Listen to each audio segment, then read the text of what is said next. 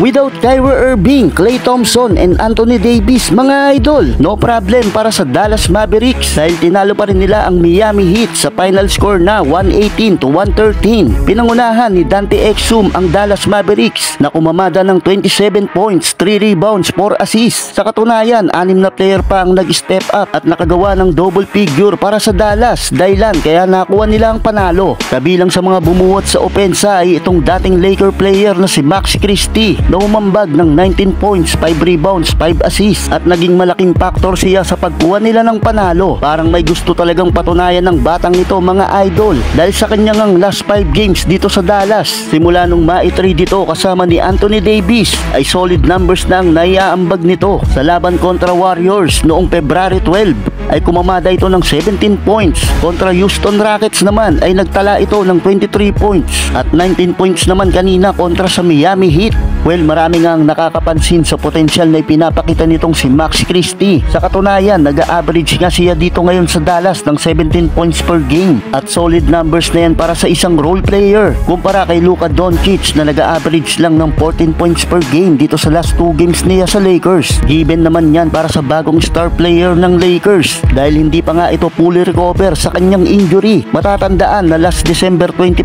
pa ang kanyang huling laro at meron pa siyang limit restriction kay JJ Redick sa loob ng court. Talagang nagpapagpag pa ito ng kalawang mga idol.